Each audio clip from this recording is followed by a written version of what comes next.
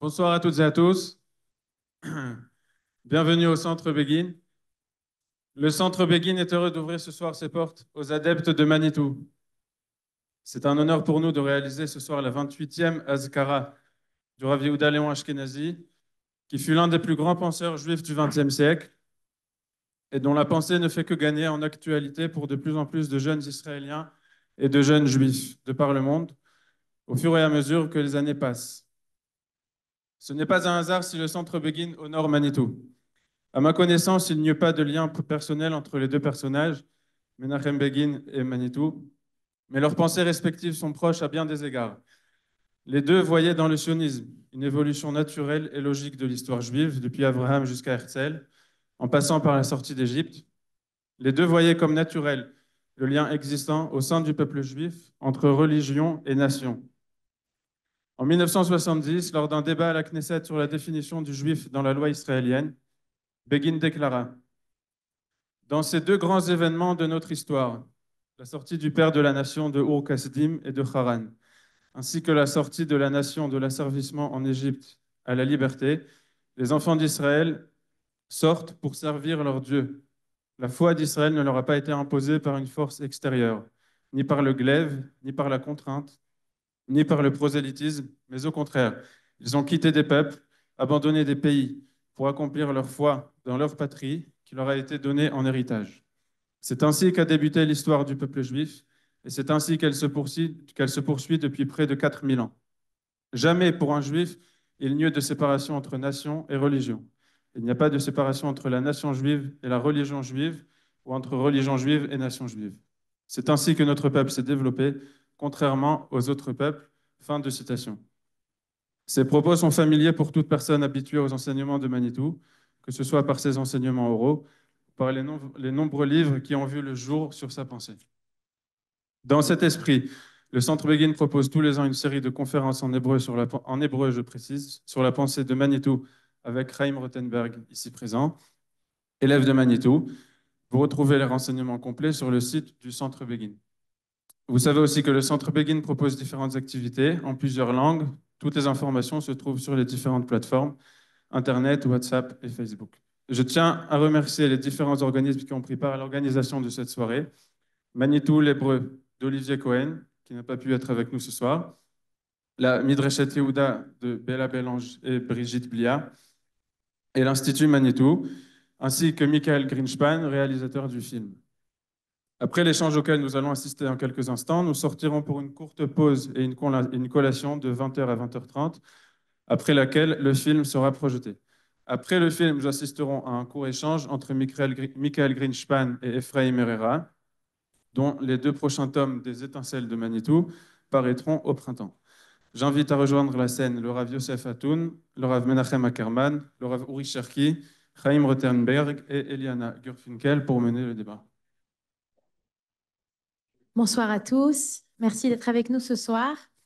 Avant de prendre la parole, je vais demander la permission à toutes les personnes qui en savent un peu plus que moi. Ici, je suis une novice dans la matière et demander le Birshut Kulchem, et en particulier avec la permission de mes parents qui sont ici dans la salle, de prendre la parole.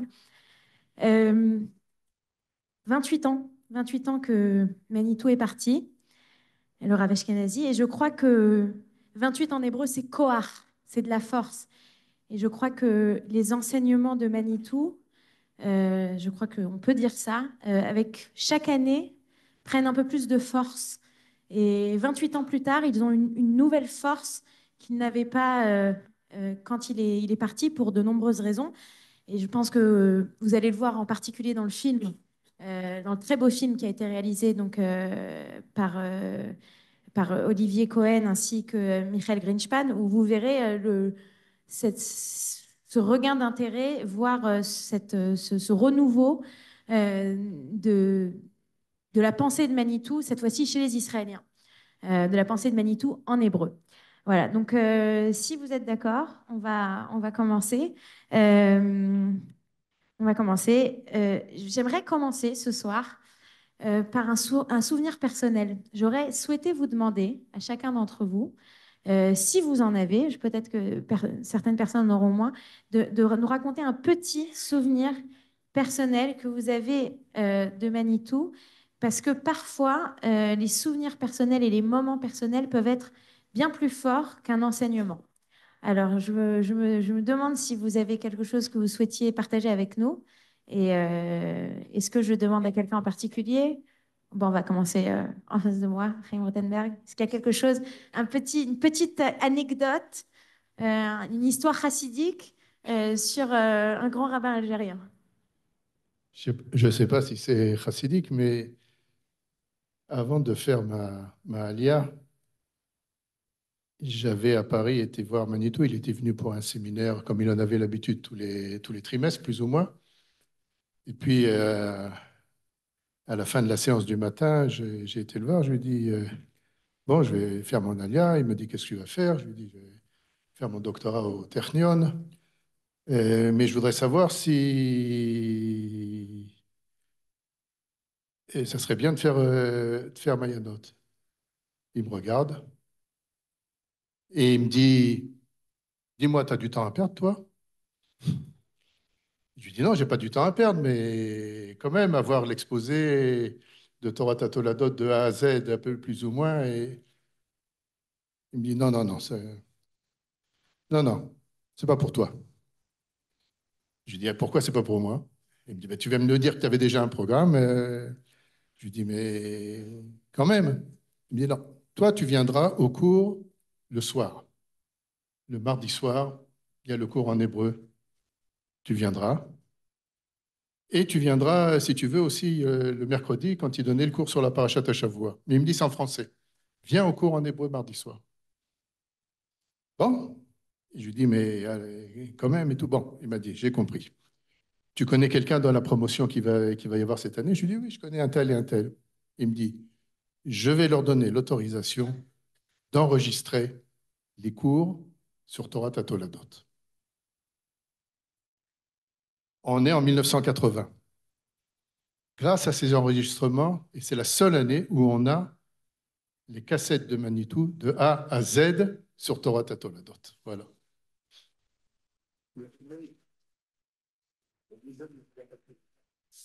Merci beaucoup, Ravatoun. Est-ce que vous avez une petite histoire à nous raconter? Si vous voulez prendre un micro, merci beaucoup. Je vais vous dire mon problème.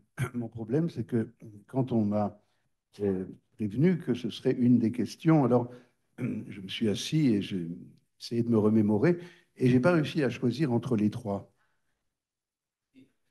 J'ai le droit? Allez-y, Non, ce allez-y. sera très court, Ce sera très court. chacun comme ça. Mais vraiment, parce que, bon, la première fois que j'ai rencontré Manitou, c'était, on m'avait amené au centre Edmond Flegg à Paris, le centre des étudiants juifs, et c'était la première fois que je l'entendais.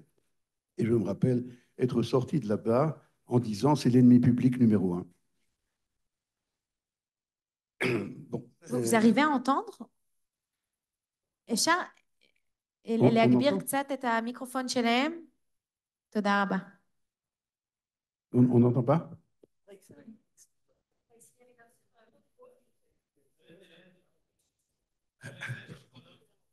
Bon, de là, j'ai appris, puisque je suis sorti avec cette impression que c'est l'ennemi public numéro un, de là, j'ai appris qu'il ne laisse pas les gens indifférents. Bien longtemps après, comme vous voyez, on a fait du chemin, et, et j'ai souvent parlé de la première image, la première troucha, comment on dit ça, sensation, après qu'on m'a annoncé que il y a 28 ans, il est allé au Lama Emet. La première sensation, le premier appel, le premier souvenir, c'était la manière qu'il avait de donner la main. Et j'ai jamais rencontré ça chez qui que ce soit, une manière de se donner entièrement à celui à qui il donne la main et de se retirer complètement de celui à qui il donne la main. C'est quelque chose de très particulier. Je ne sais même pas exactement comment définir cela. Une fois, j'ai employé les termes de la Kabbalah de Keter Malchut, c'est-à-dire il est complètement investi et complètement désinvesti. Ça me rappelle une fois dans son bureau à Mayanot, il m'a demandé de lui mettre des gouttes dans les yeux. Et je ne sais pas comment vous dire, j'étais complètement perplexe parce que jamais j'aurais osé, j'étais très proche, je le tutoyais comme beaucoup d'élèves proches, mais lui mettre des gouttes dans les yeux, c'était pour moi une expérience. D'ailleurs, après, je m'en suis remis et j'ai trouvé que c'était une expérience extraordinaire. Et je crois que cette simple action m'a beaucoup apporté, je ne sais pas comment on dit. La troisième chose que je voulais raconter, qui a probablement plus d'importance, c'était là encore dans son bureau à Mayanot, Rehov Yoshua bin Nun,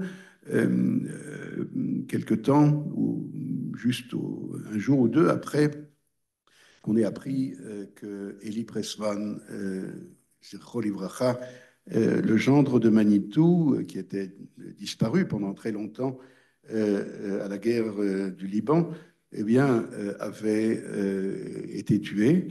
On espérait encore que ça se termine autrement. Et alors, j'étais dans son bureau quand il a reçu un téléphone de France, comment s'appelait Roski, qui dirige le centre Rachi, et qui lui a dit, c'est ce que Manitou m'a dit après, parce que j'entendais pas l'autre côté, il a dit que, écoute Manitou, on a bien entendu, immédiatement quand on a entendu ça, on a annulé le séminaire que tu devais faire au centre Rachi, etc.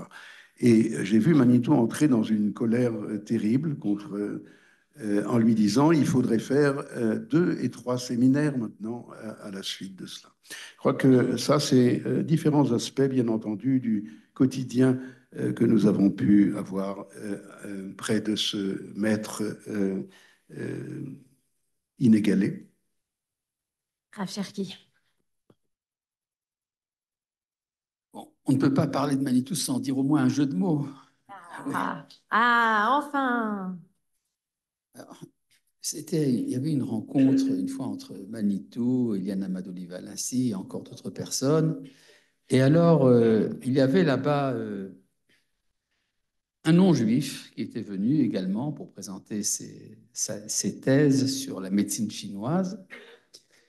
Et alors, Manitou a parlé du fait que on recueille des étincelles des nations. Il a dit, par exemple, pour la construction du temple, on a fait appel à Hiram, qui était un Libanais, parce que c'était Libanais à Mikdash. À part ça, si vous voulez une petite histoire quand même. C'est bien parce que ça va avec l'actualité, le Liban, etc. On est en chemin, oui, bon. Oui, d'ailleurs, c'est pour ça dire qu'on a besoin d'être à l'abri. Comme disait Manitou, ceux qui viendront en Eretz Israël seront à l'abri et ceux qui seront à Netanya auront un abri côtier.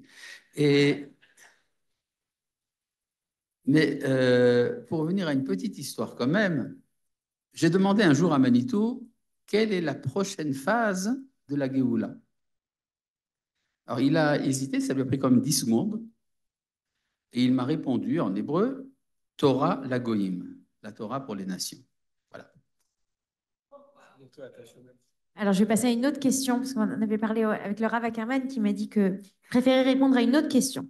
Rav Ackerman, on sait, ce que j'ai appris en tout cas, c'est que Manitou avait une révélation, si on peut dire les choses ainsi, en découvrant la Torah du Rav Kook. Et moi, là, comme vous êtes quelqu'un qui, je pense, enseigne un petit peu la Torah du Rav Kook, vous y connaissez, j'aurais aimé savoir si la pensée de Manitou post-découverte du Rav Kook est dans une continuité de la pensée du Rav Kook ou bien il y a un chidouche, il y a une nouveauté. Parce que Manitou, quand même, sa particularité, à nouveau, si j'ai bien compris, parce que peut-être que j'y comprends rien, c'est qu'il avait une double formation. D'un côté, une formation classico-européenne, et de l'autre côté, une formation juive très importante qu'il a reçue de ses pères et de ses maîtres en Algérie. Et donc, il avait cette capacité de comprendre ces deux mondes-là et je pense souvent, d'expliquer un monde grâce à l'autre, on va dire ça comme ça, plutôt. Et c'est d'ailleurs ce que je pense, pourquoi est-ce que la nouvelle génération, ça parle tellement à la nouvelle génération, parce que c'est une capacité de faire des liens que souvent les rabbins n'arrivent pas à faire, excusez-moi. Donc ma question, c'est de savoir, est-ce que Manitou, quand il transmet les enseignements du Rav Kook, il les transmet comme ils sont, ou est-ce qu'il fait un chidouche grâce justement à toutes ces connaissances qu'il a déjà? Euh, c'est Ravo une très très Recherki, bonne vous allez y question. répondre aussi après. Ouais, Hein. ouais. Ouais, bien Ouais. sûr. On a encore un petit peu de temps, il nous reste 50 minutes. Allez-y. 50 minutes, génial. Je crois que le point essentiel, c'est ce que tu as dit après. D'abord, je n'ai pas une vision suffisamment large, ni de Rav Kook, ni de Manitou, pour pouvoir vraiment répondre parfaitement. Il y a d'autres spécialistes ici. Mais je crois que, d'abord, je vais citer aussi une anecdote. Quand j'ai décidé que je voulais étudier un peu de Kabbalah, je suis allé chez Manitou et je lui ai demandé, je lui ai dit, il m'a envoyé chez mon maître, qui est son élève, Amir El Fassi, chez Mishmer Bechayou. Et, euh, et Rav El Fassi m'a dit, tu sais, des Gdolé à Mekoubalim, des grands de Kabbalah, en Israël, il y en a beaucoup, mais Gdolé Masbiré à Kabbalah, ceux qui sont capables d'expliquer la Kabbalah, il m'a dit, Be'achayut, donc il a pris la responsabilité de dire, le plus grand, c'est Manitou de notre temps. Et je crois que là, il y a un point essentiel dont on se rend compte aujourd'hui. Pourquoi il y a un tel engouement dans le milieu israélien, ce qu'on a vu jeudi avec le film aussi, que grâce à Olivier Michel, qui a été fait en ivrite maintenant, c'est que Manitou, il passe en hébreu. Il passe pas seulement en français, il passe en hébreu. Et je me souviens encore de l'époque où j'allais écouter moi aussi les shurim en ivrite, ça passait pas. On était un petit cercle d'initiés comme ça, une vingtaine de personnes, mais il n'y avait pas ce qui se passe aujourd'hui. Et pourquoi? Parce que moi, dans ma vision, je pense qu'en effet, Rav Kook et Manitou transmettent la même Torah. Chacun, bien sûr, avec son langage et son génie spécifique, ils transmettent la même Torah. Mais ce qui manque, entre guillemets, au Rav Kook, et on se rend compte, moi j'enseigne dans un cadre de yeshivot, de gens qui étudient, ce qui manque, c'est cette capacité de traduire dans un langage, on pourrait dire, universel, dans un langage aussi occidental, dans un langage de réflexion cartésienne, voilà. Et ce langage-là, ça c'est un chidouche, parce qu'il y a une difficulté dans le Rav Kook. Le Rav Kook n'a pas voulu et n'a pas écrit de cette manière, même en ivrite. Et Manitou, au contraire, a travaillé pour expliquer, pour traduire toutes ces notions dans un langage qui est intelligible à tout le public. Ce qui fait que de manière extraordinaire, aujourd'hui, Manitou est écouté par des gens qui sont dans des yeshivotes, par des gens qui sont dans le milieu universitaire, par des gens qui réfléchissent tout simplement et qui ont la soif de pouvoir écouter et de vouloir entendre des réponses. Et je pense, sans enlever les autres chidushim, c'est vraiment le chidouche essentiel actuel en Tafshin Pei qu'on pourrait dire que Manitou a donné. Rav Cherki, est-ce que vous voulez répondre, donner une autre facette à cette réponse? Il n'y a rien à répondre, mais simplement, quand Manitou expliquait la difficulté qu'avait Moshe de s'exprimer, le bégaiement de Moshe, il dit que c'était un bégaiement d'origine culturelle, parce qu'il devait, il disait comme ça, imaginez-vous quelqu'un qui doit transmettre en termes de culture générale une tradition ancestrale. Donc il parlait de lui-même en vérité. Manitou est passé de l'enseignement de l'étude du Maharal à l'étude du Rav Kook. Et cette tension entre les deux enseignements se faisait ressentir. En effet, il y a une idée du Rav Kook que le Maharal ne connaissait pas, la sainteté dans la nature. Et pour Manitou, le fait que le Rav Kook parle de la sainteté dans la nature était pour lui un chidouche essentiel. Il en a parlé plusieurs fois. Il y avait toujours cette idée donc de la kedusha, la sainteté chez le Maharal comme étant ce qui est séparé de la matière. Tandis que dans le Rav Kook, il y avait ce sentiment de ce qu'on appelle le monothéisme intégral, qui fait que la sainteté est présente en tout, en particulier dans la nature, ce qui explique le sionisme laïque comme étant un reflet de la sainteté. De ce point de vue-là, effectivement, donc Manitou a eu une transformation à travers sa connaissance de l'enseignement du Rav Kook. Juste à rajouter une chose. C'est vrai que Manitou est passé du Maharal au Rav Kook, mais il est tout de suite revenu au Maharal. Quand il a donné la série de cours sur Oroth à Kodesh et après sur Oroth, au bout d'un certain temps, il a dit, bon, on revient au Maharal. Et il a recommencé avec Vorot Hashem. Donc là, il y a un point important. C'est vrai que Manitou a parlé de la sainteté dans la nature, en Eretz Israël particulièrement, mais il y a aussi une notion chez le Rav Kook, qui est la sainteté chez les goyim, en tant que telle. Et c'est là que chez Manitou, ça bloquait un peu. Euh, on voyait qu'il avait du mal parce qu'il a vécu la guerre. Et en ayant vécu la guerre, il a vu ce qu'il a vu sur le front. D'ailleurs, il l'a rappelé lui-même, qu'il avait vu comment les Allemands, les SS qui étaient en face de lui se comportaient. Et quand il s'interroge vraiment sur ces questions-là, on voit qu'il a un mouvement de réticence. C'est une chose. Maintenant, du point de vue historique, il y a quelque chose de très, très, très important à savoir. On parle souvent de la transformation de Manitou suite à la fameuse nuit entre le Rav Tzvi Yehuda et Manitou en 55. Mais il faut savoir ce qui a précédé. Et il y a là un témoignage très important d'un personnage qui, à l'époque, était connu dans la communauté, Georges Lévite, qui était un élève de Gordin directement pendant la guerre et qui régulièrement venait voir Manitou à Orsay toutes les semaines ou tous les 15 jours. Et Manitou le prenait faire le tour du parc d'Orsay pendant 2 heures, 3 heures. Il discutait de... Et Georges Lévite m'a raconté une fois que de 1950 à 1953, 3 ans, Manitou ne lui a parlé que d'une chose, pendant des heures, chaque semaine. Dans quelle époque nous vivons? Est-ce que nous sommes encore à l'époque de Yosef et il faut continuer notre travail en France? Ou est-ce que nous sommes déjà à l'époque des Yehuda? Alors, beaucoup de personnes à cette époque-là pensent que Manitou est, disons, assioniste. Certains diront, de ses élèves même, de cette époque, il était anti-sioniste. Bon, laissons-les discuter entre eux. Et puis un beau jour, Georges Lévite arrive, donc début 53 à Orsay. Manitou le prend, viens, on va faire le tour du parc. Et Manitou parle d'autre chose. Et Georges Lévite lui dit, et qu'est-ce qui se passe? Yosef ou Yehuda? Il lui dit, l'affaire est réglée. C'est Yehuda. Et c'est suite à cette discussion-là que Manitou a écrit pour la première fois une lettre au Rav Tzvi Yehuda, en lui demandant au Rav Tzvi Yehuda de venir à Orsay. Bon, à l'époque, visiblement, la poste marchait aussi bien qu'aujourd'hui. La réponse est arrivée 3 mois après. Elle est arrivée quand même, c'est déjà quelque chose. Le Rav Tzvi Yehuda lui a envoyé un petit livre, c'est Orot HaTshuva, et une lettre en lui disant « J'ai décidé de ne plus quitter Eretz Israël, mais c'est moi qui t'invite. » Ça a mis 1 an et demi, donc de l'été 53 jusqu'à l'été 55, 2 ans pratiquement.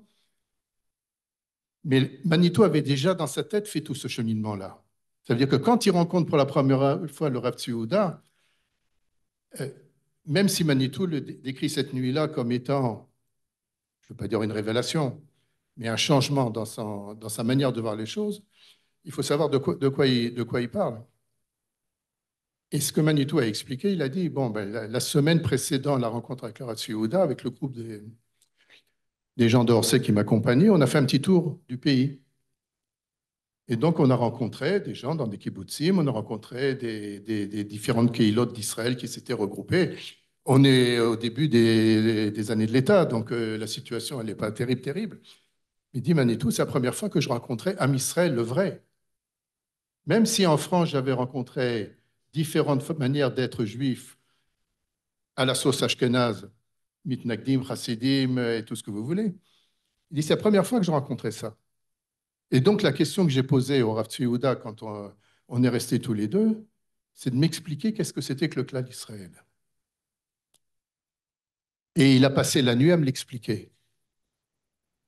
Et dit Manitou, ça a complètement changé la manière dont j'ai étudié.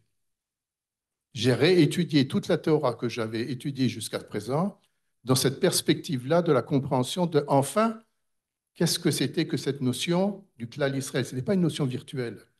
Ça devenait une réalité historique. Et le passage de la notion à la réalité historique, Manitou l'avait déjà appris chez Gordin. Mais là, c'était concret. Et le Rav Tzvi Yehuda lui a concrétisé les choses. Merci beaucoup. Ravatoun, est-ce que vous voulez dire quelque chose? Juste pour me raccrocher un petit peu à ce qui vient d'être dit par Rav Cherki et par Chaim, j'ai souvent raconté cette journée, cette soirée mémorable.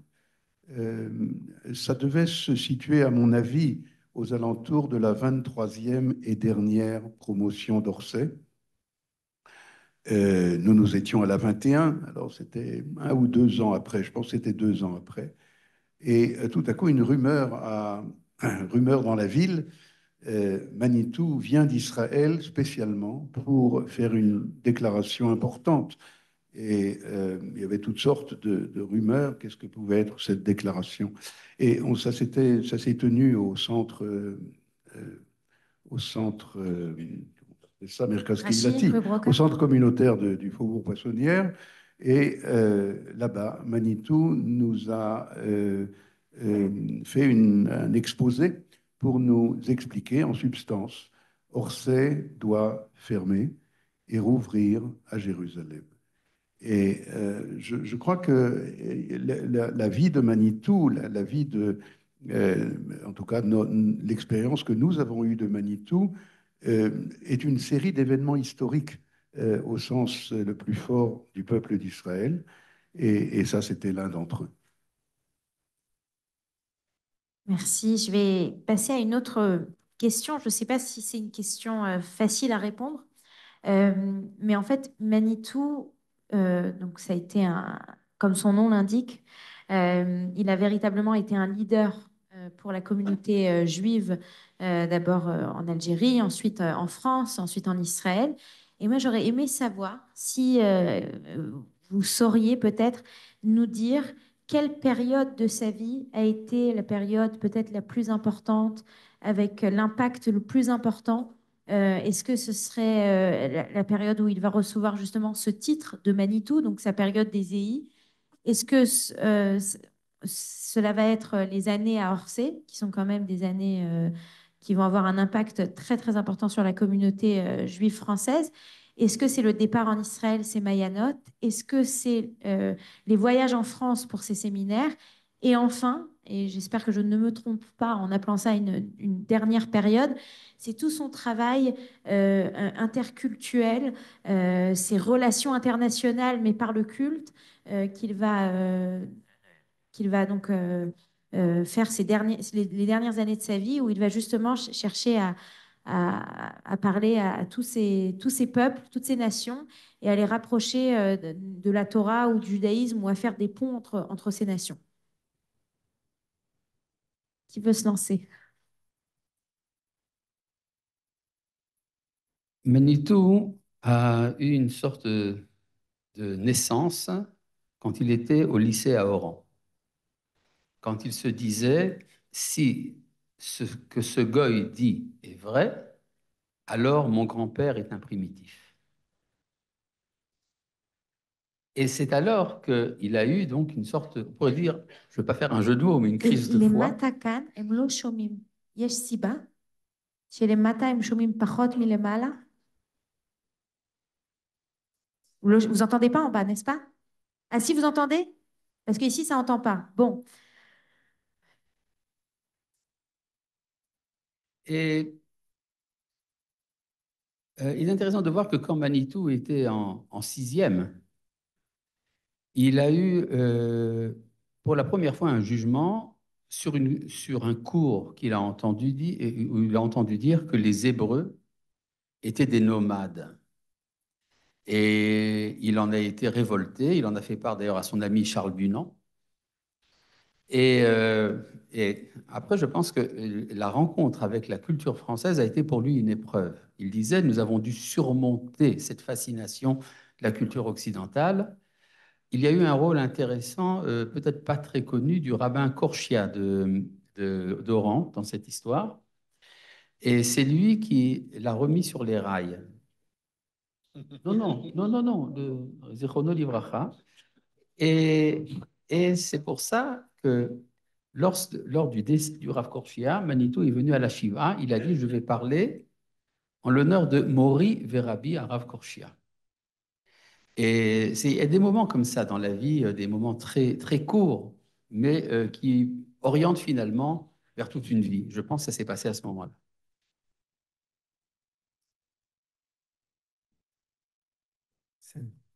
D'après moi, je voudrais un petit peu esquiver la question en disant que, à mon sens, toutes les stations sont importantes. Et en disant ça, je pense au fait que Manitou n'est ni un rave qui est un enseignant de Torah, ni un dirigeant de communauté. C'est un révolutionnaire et un leader, comme tu l'as dit au début, qui est un manig. Et que, par exemple, en ce moment, j'enseigne la question du mal, selon les livres que Chaim a écrits, le mal dans le monde. Et, et quand on voit ça, on se rend compte que Manitou, ce qu'il voulait et ce qu'il regardait tout le temps, c'est pas comment faire encore un chidouche de Torah, comment rajouter une petite gematria ou un petit jeu de mots, parce qu'il manie tout, donc il n'y avait pas de problème. Mais, mais il avait toujours la vision de ce qu'il faut faire pour faire avancer le monde, pour résoudre les véritables difficultés et les véritables challenges du peuple juif. Et quand je regardais, pendant qu'on priait Marie, je regardais les photos qui sont derrière, j'ai pensé à ce que disent Rachamim, Dovev Sifte Yeshanim Bakever. C'est-à-dire que les... Encore des photos? Oh, on a. C'est que les Rachamim disent que les Talmidés, les Rachamim, les sages, leurs lèvres continuent à remuer, même quand ils sont dans le kever, quand ils sont enterrés, quand ils ont fini leur carrière ici, ils continuent à parler, ils continuent à enseigner. Et je me dis que combien c'est tellement vrai, et c'est lié avec la question précédente, c'est-à-dire que, en fait, la question n'est pas tellement est-ce que sa grandeur était, après la Shoah, d'avoir été capable d'être le seul en langue française de donner une réponse aux interrogations de la Shoah à Orsay, ou bien est-ce qu'après 67, et après avoir rencontré le Rav Kook, être capable de donner la réponse aux interrogations du peuple juif après que l'État d'Israël et puis la guerre des 6 jours soient arrivés, et puis ensuite, comme tu disais, de manière universelle. Mais la question essentielle, c'est de savoir comment est-ce que ce langage continue. Et là, je reprendrai un petit peu ce que Rav Cherki avait dit, Dover Sifte Yeshenim, c'est-à-dire que les Sfataim, par rapport au Lachon, les Sfataim, on le voit dans Parashat Noach, justement dans l'enseignement, les lèvres, c'est la capacité d'exprimer jusqu'à la frontière, Safa, the border, c'est-à-dire que d'être capable de sortir les idées fondamentales de la Torah et de les exprimer dans le langage qui est exigé au niveau de l'actualité, au niveau du moment. Et c'est ça, Dover Sifteza. Il y a des rabbanim qui ont un lachon, Kodesh, même après qu'ils soient partis. Mais combien il y a de rabbanim, de Gdolé Israël, dont le langage, la Safa, continue à être actuel, même après, c'est le cas de Moreno Rabbeinu. On va encore plus y arriver dans quelques instants. Allez-y. Si on pose la question de la notoriété de Manitou, alors il y a aujourd'hui une tendance à réécrire l'histoire.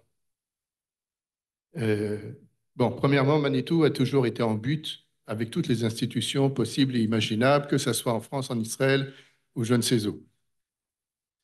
Bon, aujourd'hui, on parle d'Orsay, un phénomène et tout, mais à l'époque, Orsay, c'est quoi? Pas grand-chose. Manitou, quand il enseigne à la demande du Rav Shili, Zichrono Livracha, au séminaire, début des années 50, pour donner un cours de Parashat à Shavua, combien il y a de personnes qui viennent au cours? 4 à 5, ça dépend des semaines. Début du QEJ, 59-60. Combien il y a d'élèves qui sont là au QEJ? 15. La notoriété de Manitou, on peut la voir à travers une série de photos. C'est l'époque où commence le colloque des intellectuels comment on dit ça, des juifs de langue française. Il y a la table d'honneur. Au début, Manitou, il est au bout de la table. Comme si je suis là, mais je ne suis pas là en même temps. Il ne parle pas non plus. Et puis tout d'un coup, eh ben, il est au centre de la table, à droite il y a Néer, à gauche il y a Lévinas, et c'est les 3 piliers finalement des colloques. Ça commence quand? On est déjà au début des années 70. C'est à ce moment-là qu'il devient célèbre. C'est à ce moment-là qu'on commence à faire vraiment attention à ce qu'il dit. Jusqu'à présent, les gens disent quoi? Bon, c'est une pensée révolutionnaire, on n'y comprend rien. On ne sait pas d'où il sort ce qu'il nous dit parce qu'il ne donne jamais ses sources. C'est ésotérique. Euh, et puis tout d'un coup, les gens commencent à se rendre compte que finalement, s'il y en a un qui répond aux interrogations de la génération des jeunes, ben c'est lui. Il a dit une fois, il a raconté sous forme de blague, réunion d'urgence au consistoire central, crise, pourquoi les synagogues sont vides? On est à l'époque Rothschild, Kaplan, etc. Et Manitou regarde tout le monde et dit, je ne comprends pas de quoi vous parlez, chez moi, Orsay, c'est plein. Oui, oui, mais j'ai l'habitude de dire des choses exactes. C'est mon côté mathématicien. Oui, oui. Et Manitou explique. Vous posez la question de savoir pourquoi les jeunes ne viennent plus dans les synagogues. Eh bien parce que c'est comme des églises, vos synagogues. Faites-leur étudier la Torah, la vraie. Et il donne un exemple. Vous savez, moi, j'ai en face de moi des gens qui ne savent pas lire l'hébreu. Mais quand je leur cite un texte de la Gemara et que je leur demande de l'étudier, eh bien, j'amène une photocopie de la Gemara telle qu'elle est imprimée dans l'édition classique de Vilna. Je ne leur amène pas une traduction. Je traduis, mais je leur donne accès à leur culture, à leur identité véritable. Et il y a un texte qu'il a écrit en 1945, juste avant de partir pour la France.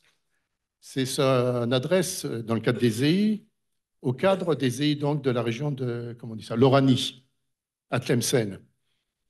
Et il dit deux phrases très, très importantes. La première, on vous a coupé, il parle à des jeunes juifs algériens, on vous a coupé de vos racines. C'est qui on? C'est les Français. Vous ne pouvez plus parler avec vos grands-parents, ils parlent l'arabe ou le judéo-arabe, vous parlez le français. Mon rôle à moi et votre rôle à vous, c'est de rétablir d'abord ce lien-là, de vous faire retrouver vos racines. Mais pas pour faire de la nostalgie, pour vous faire comprendre qui vous êtes. Et donc, l'ordre du jour aujourd'hui, c'est ce qu'il dit en 1945, l'ordre du jour aujourd'hui, c'est penser juif. 10 ans après, suite à la rencontre avec le Rav Kook, Manitou dit, j'ai changé l'ordre du jour. Il ne faut plus penser juif, il faut penser hébreu. Ravatoun.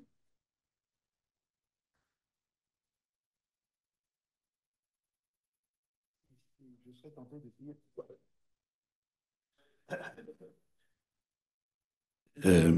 je serais tenté de dire de tous les très nombreux cadres dans lesquels Manitou a dispensé son enseignement, celui qui pour moi est le plus important, c'est comme ça que vous avez défini les choses, c'est le Moadon Aolé. Non, mais je vais vous expliquer pourquoi. C'est parce que c'est là-bas que j'ai rencontré ma femme. Mais comment voulez-vous, entre les grandes conférences du QEJ, entre les élèves d'Orsay ou de Mayanot, avec un souci euh, paternel, ou bien, je ne sais pas moi, le président Biya, la Sorbonne, on n'a pas parlé de la Sorbonne. C'était un plaisir à la Sorbonne, c'était un plaisir. Vous savez ce qui se passait là-bas, à l'amphithéâtre Richelieu? Alors, on était assis dans la salle, dans l'amphithéâtre, et puis, comme tu as dit tout à l'heure, Chaim, il parlait jamais en premier, il parlait toujours en dernier. Et alors, il y avait euh, hein, non, là, il invitait des chrétiens, c'était son passe-temps favori et des intellectuels, enfin des prêtres, etc. Et à chaque fois que le chrétien, le prêtre en question, disait un truc énorme, alors il nous faisait un clin d'œil dans la salle et on savait que là, ça allait être la fin pour lui.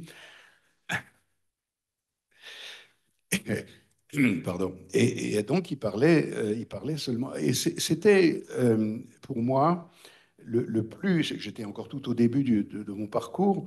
Et de regarder, petit à petit, j'ai appris à ne plus regarder les orateurs, mais regarder la salle. Il y avait dans la salle tout plein de gens très, très différents, des goyim, des juifs, etc. Et puis, quand Manitou parlait, il faisait une démonstration, mais tellement euh, euh, tellement forte, tellement construite, que même si au début, il y avait des questions antagonistes, presque provocatives, riches, quelque chose, provo.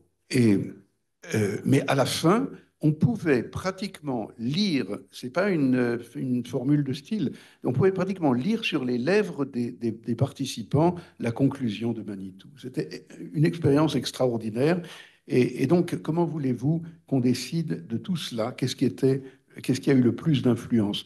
Je vais vous dire mon sentiment. Mon sentiment, c'est qu'étant donné que Manitou ne parlait pas à tous, mais il parlait à chacun, comme on sait, chacun en sortant disait il a parlé pour moi. Personne ne l'a compris à part moi, d'ailleurs. Eh bien, comme c'était le cas de tous ceux qui étaient là, alors puisque Manitou parlait à chacun, il a eu une influence partout là où il se trouvait, et quel que soit le cadre. Merci beaucoup. Euh, on va passer à des questions qui touchent plus à l'actualité. J'ai dit tous les micros. Ah, merci. On va essayer de parler un petit peu de l'actualité. Alors, j'aimerais quand même raconter c'était il y a 1 an et demi ou il y a 2 ans exactement, quand il y a eu la projection du film pour la première fois. Ephraim Herrera, qui vous parlera plus tard, était sur le panel. Et j'avais posé la question, nous étions à l'époque en pleine, vous appelez ça comme vous voulez, réforme judiciaire, révolution judiciaire, révolution israélienne, enfin bon. Et j'avais demandé, tout bêtement, qu'est-ce qu'à votre avis, Manitou aurait dit de tout ça? Et Ephraim Herrera avait dit, ah, j'ai préparé la question. Et il avait sorti de sa poche un texte écrit par Manitou justement sur tout ce qui touche au système judiciaire en Israël et qui avait donné une réponse mais limpide sur ce que Manitou aurait pu penser à son époque de ce qui se passait aujourd'hui. Et moi, j'aimerais maintenant vous poser une question et vous demander, on vit quand même des temps troubles qui, si Dieu veut, nous amèneront à une grande lumière, mais pour le moment, c'est plus difficile de voir la lumière, on va dire ça comme ça. Et j'aurais aimé savoir, est-ce que vous pensez, qu'est-ce que Manitou nous aurait dit? Voilà. Je vais commencer par le Rav Cherki, puisque le Rav Cherki, à Hoshana Rabbah, il y a 1 an plus, vous aviez donné un shiur, vous aviez dit, avec ce qui se passe, on part sur une guerre. Et voilà, bon, la guerre est là. Alors, est-ce qu'il y a quelque chose, est-ce que vous pensez à une chose en particulier, une analyse particulière de Manitou au niveau de, je sais pas moi, de l'époque, des périodes, qui pourrait expliquer, qui pourrait nous donner une direction par rapport à ce que nous sommes en train de vivre aujourd'hui? Tout d'abord, puisque vous m'avez accusé d'être prophète, alors je rappelle Tous les que, juifs sont censés être prophètes selon le Rambam, alors, donc c'est pas si grave que ça. en tout cas, si déjà on en est là, alors à Hoshana Rabbah cette année-là, comme on m'a demandé, bon, alors il faut que vous disiez ce qui va se passer. Alors j'ai dit, ben, il y aura une attaque sur l'Iran. C'est facile. Bon, euh, maintenant, par principe, je pense que pour savoir ce qu'une personne de grande envergure, quand on a vraiment une considération pour une personne de grande envergure, ça veut dire qu'on ne sait pas ce qu'il aurait dit. C'est la première chose. Deuxièmement, Manitou, à chaque fois qu'il y avait une crise en Israël, le prenait très mal. Et après un certain temps disait ou Mimena Yivashea. Ça veut dire que Manitou savait vivre le moment de la difficulté. Évidemment, il savait également analyser ce qui allait en sortir. On ne peut pas oublier les cours de Manitou sur le passage du souvenir de la sortie d'Égypte au souvenir de la Géoula, et puis après, à Gog et Magog. le passage donc du religieux au national et du national à l'universel. Donc, on peut se dire que si Manitou avait été là, il aurait pensé comme je pense. Chacun va le dire d'ailleurs. C'est-à-dire que nous sommes dans un moment d'une remise en question des grandes civilisations. Il y a des plaques tectoniques qui bougent et Israël a un rôle dans cette histoire. Il a quelque chose à dire et c'est ça que Manitou, je pense, aurait dit en parlant des événements actuels. Chaim.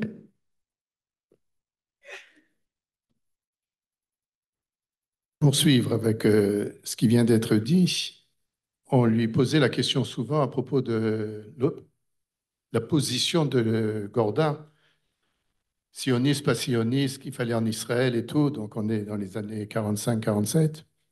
Gordin est décédé donc avant la création de l'État d'Israël et les gens, des amis très très proches, même plus que des amis, ceux qui ont connu Michel Prince par exemple, reprochaient toujours à Manitou d'avoir trahi la pensée de Gordin en devenant sioniste. Et Manitou, plus d'une fois, lui a répondu en lui disant, ils étaient vraiment amis jusqu'à la dernière minute, on peut dire. Et Michel Prince, quand il écrivait à Manitou, n'écrivait pas le mot Israël sur l'enveloppe, il écrivait Terra Sancta. De peur que le facteur ne jette ça dans un truc, et donc c'était Shem Kodesh. Non, pour vous montrer un peu le personnage, si vous ne l'avez pas connu, c'était quelqu'un de Zichrono Livracha, de très, très particulier. Et donc Michel Prince régulièrement attaquait Manitou en public, et Manitou lui a dit une fois, écoute, vouloir faire dire à Gordin qu'il aurait été pour ou qu'il était contre, c'était effectivement inventer des choses. Personne ne sait exactement qu'est-ce qu'il aurait dit. Mais une chose, je peux être sûr. Dire que quelqu'un, face à des événements, ne change pas de position, ça aussi, tu ne peux pas le dire.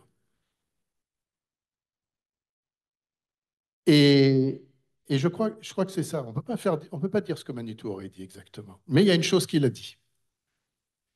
Il a dit dans chaque enseignement d'un grand maître d'Israël, il y a deux composantes.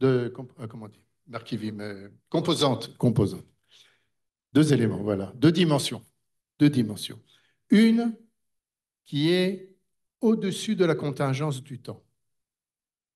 Ce sont des clés, des principes dont on doit se servir, nous qui vivons à telle et telle génération, pour se confronter aux événements. Et puis, il y a une deuxième partie. C'est ce que ce maître d'Israël a dit en son temps, face aux événements que lui a vécus, les réponses qu'il a données à sa génération. Bon, mais les réponses qu'il a données à sa génération, ce n'est pas les réponses que nous devons donner à notre génération. Elles étaient valables peut-être en son temps à lui, mais moi, aujourd'hui, je vis dans un monde qui est complètement différent. Ce que je peux faire, c'est prendre ces grands principes, ces clés, et essayer de les appliquer suivant une méthode que Manitou a enseignée, la méthode historiosophique, et donc essayer de comprendre par l'intermédiaire de ces clés-là, de ces principes, comment réagir aujourd'hui. Est-ce que la situation d'aujourd'hui est comparable à la situation d'il y a 40 ans? Non. Il y a déjà 2 générations qui sont passées. Est-ce qu'il nous a donné des clés? Bien sûr. Quand il nous dit qu'au temps de la Géoula, tous les personnages qui sont nommés dans la Torah sont présents à nouveau, ce n'est pas simplement Ishmaël, ce n'est pas simplement Esav, ce n'est pas simplement Lavan, c'est Avimelech, c'est tout le monde. Alors, il y a une chorma, il a dit ça s'apprend, c'est une chorma, c'est une sagesse, ça s'apprend. Apprenez-la. Et vous saurez comment identifier ce qui est dit dans la Torah et l'appliquer à nos jours. Et sa méthode, elle était finalement simple, entre guillemets. C'était une méthode de va-et-vient. On prend les principes de la Torah par l'intermédiaire du Midrash et on voit ce que ça veut dire pour nous aujourd'hui. Et on voit de ce qu'on comprend aujourd'hui, on retourne au texte. Et en retournant au texte, ce va-et-vient-là, si on connaît cette rochma-là, eh bien, on peut dire des choses. Ça ne veut pas dire que, pour autant, c'est de la prophétie.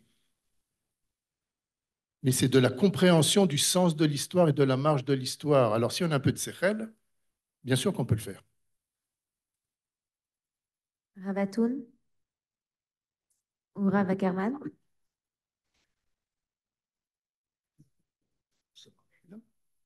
Oui. Je me rappelle que un beau jour, Manitou m'a dit, vous connaissez Ratisbonne, ça vous dit quelque chose, Ratisbonne? Alors, là-bas au centre, un très bel endroit d'ailleurs, ça doit valoir très cher là-bas. Bon. Et euh, un beau jour, Manitou m'a dit, écoute, il y a un groupe de euh,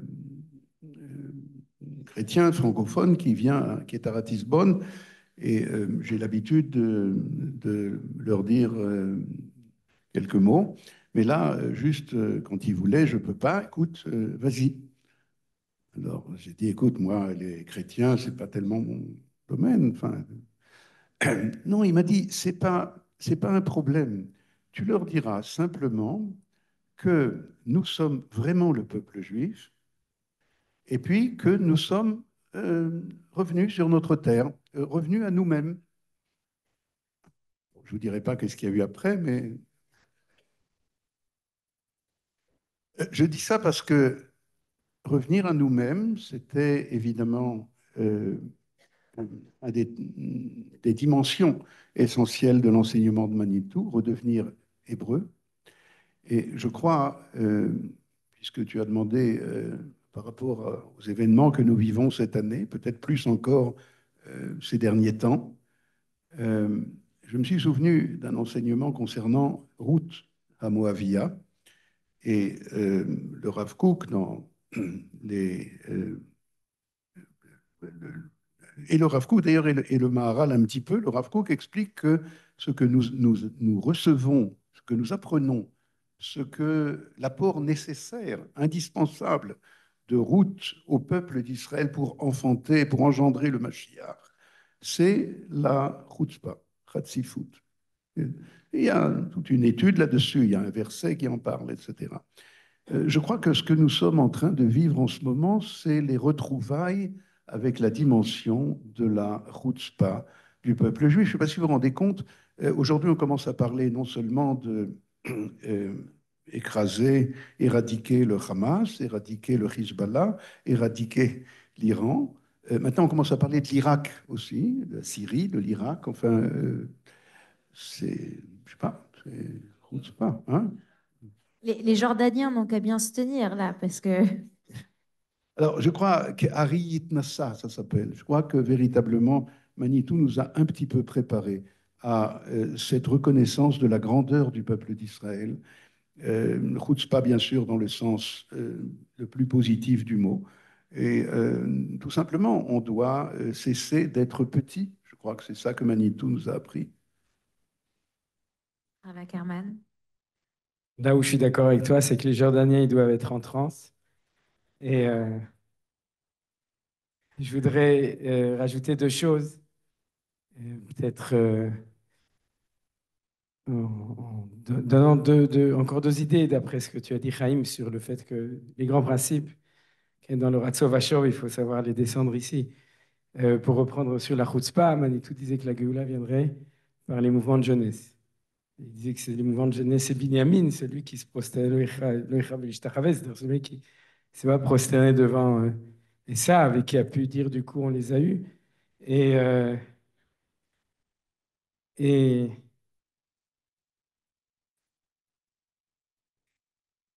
mais je crois qu'il y a un très beau Mahamar d'Rav Kook dans Rotatria qui dit que Mukubali Manachnu chez Mérida, c'est-à-dire on sait qu'il va y avoir un mouvement de fond de révolte, c'est-à-dire et les mouvements de jeunesse, en fait c'est la capacité de faire une ma'apecha, c'est-à-dire de transformer toute la tzionout, c'est une transformation. Et Manitou en fait était fan des mouvements de jeunesse puisqu'il était là-bas, il est né là-bas, il a grandi là-bas, et de voir qu'aujourd'hui il y a un mouvement de fond dans le peuple d'Israël, actuellement en Israël, qui se trouve beaucoup chez nos Chayalim, dans l'armée, et on attend on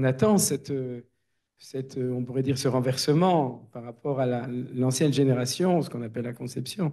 C'est quelque chose de nouveau qui va naître. Et là, Manitou, il aurait reçu une nouvelle jeunesse. C'est-à-dire qu'il serait allé du bon côté en disant, voyez, regardez de nouveau, c'est possible.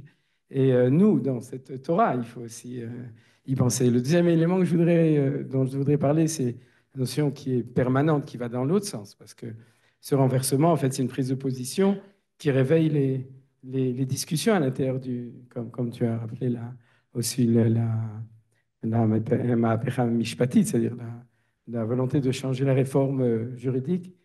Il y a le deuxième élément, c'est la tension avec la recherche de l'unité du peuple d'Israël actuellement en Israël. Et ça, on ne peut pas créer une véritable unité sans une Torah véritable de l'unité. Et je crois que là, je ne sais pas s'il y a d'autres grands rabbinim qui parlent de manière tellement claire de Torah Taïchoudim, c'est-à-dire, bon, Rav Kook, bien entendu, mais je parle dans un langage audible pour tout le monde, de la Torah, comme disait Manitou, que Hashem Echad, c'est non pas l'unicité, mais c'est l'unité, la capacité de l'unité des valeurs. Et s'il y a unité des valeurs dans notre étude, il y a aussi potentiel d'unité de toutes les factions d'Israël aujourd'hui. On se rapproche de la fin de notre échange, on va dire ça comme ça. Il y a quelque chose qui est très connu dans l'histoire des religions.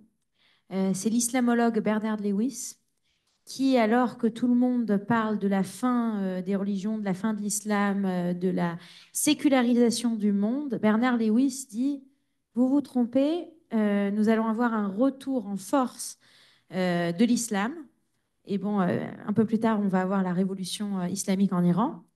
Et en fait, aujourd'hui, donc la question la réflexion que j'aimerais vous entendre en parler. Donc, on a eu dans ces 40 dernières années un renouveau de l'islam, et puis pas seulement, on a aussi un renouveau du monde chrétien et du monde catholique, du monde protestant, et surtout, c'est un renouveau qui, cette fois-ci, va soutenir Israël. Donc, j'aimerais parler des élections aux États-Unis avec Trump et rappeler que un soutien immense à Trump ou bien une grande partie de ses advisors, de ses partisans et ainsi que ses conseillers sont des gens qui sont imprégnés d'une religion qui leur dit que cette fois-ci, il faut soutenir le peuple juif.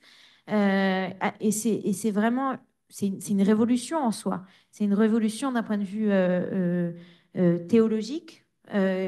D'avoir ce soutien. Non, non, c'est pas une révolution. Allez, voilà, je pose des questions. Voilà, j'y arrive, on y arrive, c'est très bien.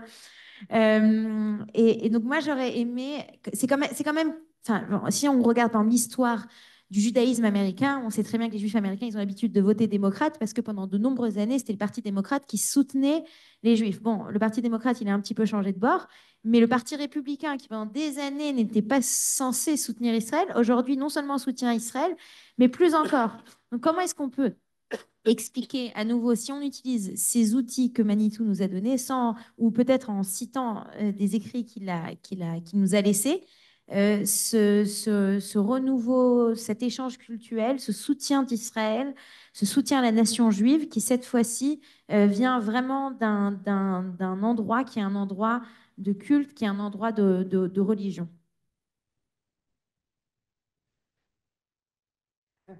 Ravouri parlera en dernier. Allez, Chaim. Vous avez assez hoché la tête.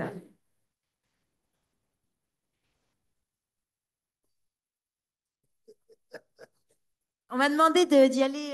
Oui, non, mais bon, à propos des évangélistes, je pense quand même qu'il faut un peu se méfier. On connaît tous leur but final. Mais il y a une chose dont je me souviens que Manitou a dit dans les années 80, plusieurs fois. Il était très inquiet de la situation des Juifs en diaspora. Et plus d'une fois, il a fait des analyses, même sociologiques, politiques, pour essayer d'éveiller les communautés juives à chaque fois qu'ils se rendaient en France ou au Canada ou même en Belgique. Et puis, les gens comprenaient que finalement, il parlait de la montée de l'antisémitisme en Europe. Et puis, il y a quand même quelqu'un qui a osé poser la question. Les années 80, bon, en Europe, c'est encore à peu près calme. Et Manitou me dit, mais je ne parle pas du tout de l'Europe, je parle des États-Unis. Je suis très inquiet du sort de la communauté juive en Amérique. Ils ne se rendent pas compte de ce qui va arriver. Alors, pas de prophétie, ce n'est pas une question de devin. Je pense qu'encore une fois, que c'est une question d'analyse sociologique, politique, froide. Il y a celui qui voit comment les choses vont évoluer, et puis il y a celui qui fait l'autruche, qui ne veut pas voir. Je pense que ce que Manitou a dit à ce moment-là, dans les années 80, eh ben, c'est très actuel aujourd'hui. Je ne suis pas sûr que les Juifs américains comprennent dans quelle situation réelle ils se trouvent. Alors c'est possible qu'ils ont gagné peut-être 4 ans, j'en sais rien, mais la démographie, on ne peut pas l'ignorer. De la même manière qu'en Europe, on ne peut pas ignorer les chiffres. Très bien. Il y a 45 millions de musulmans en Europe, officiellement. 1 million et quelques de juifs, 1,5 million, disons. Aux États-Unis, on n'est pas loin, on n'est pas loin de ces chiffres-là. Il y a 5 millions, 5,2 millions officiellement de juifs aux États-Unis. Ils auraient dû être 20 millions aujourd'hui. Ils étaient 6 millions avant la Deuxième Guerre mondiale. Démographie moyenne d'une famille blanche aux États-Unis depuis les années 30 jusqu'à aujourd'hui, il devait être 20 millions. Donc il y a 15 millions qui a déjà disparu. Traduire les écrits de Manitou en anglais, peut-être? Eh ben, c'est une tentative qui a déjà été faite. Malheureusement, le traducteur n'était pas terrible. Et ça ressemblait à tout, mais pas du Manitou. Alors peut-être, oui. Rava Kerman, Ravatoun. Je voudrais évoquer la mémoire d'un quelqu'un qui avait une estime au-delà de tout ce qu'on peut imaginer pour Manitou, et Manitou le lui rendait bien. Un non-juif qui a suivi Manitou pendant des années et qui a été d'une fidélité absolue, puisqu'il a écrit un livre qui s'appelle, ça date d'il y a pas mal d'années, Les églises diaspora d'Israël. Il s'appelait Jean Vassal, Zichro Livracha, et c'était quelqu'un d'extraordinaire, d'une honnêteté intellectuelle, d'une droiture morale formidable. Il n'a jamais voulu se convertir, car pour lui, c'était en tant que tel qu'il se liait au peuple d'Israël. Permettez-moi de dire, à la suite de ce qu'a dit Chaim, c'est peut-être pas le cas pour tous les évangélistes qui soutiennent politiquement Israël. En tout cas, dans ce livre, très rapidement, la thèse centrale était de Manitou, bien entendu, tout ce qui était dans ce livre, c'était de Manitou. La thèse centrale était que les églises repenties de l'idolâtrie, vont devenir la véritable diaspora d'Israël, repentie de l'idolâtrie. Bien entendu, la question qui surgit immédiatement et qu'on ne s'est pas privé de poser à Manitou à cette occasion, c'était, mais alors, la diaspora d'Israël, qu'est-ce qu'elle devient? Ok. Quoi qu'il en soit, je crois que je me relie avec ce que Chaim disait maintenant, il faut être extrêmement vigilant par rapport à toutes ces bonnes volontés, je crois que c'est comme ça que ça s'appelle, de la part du monde chrétien. Je crois qu'ils sont sans aucun doute très attentifs à ce qui se passe ici, très demandeurs d'ailleurs, très demandeurs. Alors il faut savoir comment répondre à leurs demandes tout en étant extrêmement vigilant sur les finalités de leurs demandes. Rava Kerman. Il souhaite être en dernier.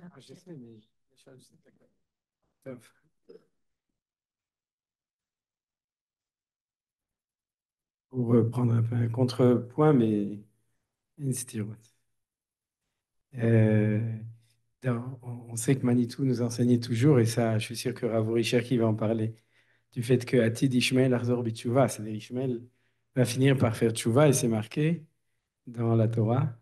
Et par contre, il n'y a pas marqué que Esav, c'est-à-dire le monde du christianisme de l'Occident, il n'y a pas de source précise qui disent qu'ils vont finir par faire Tshuva.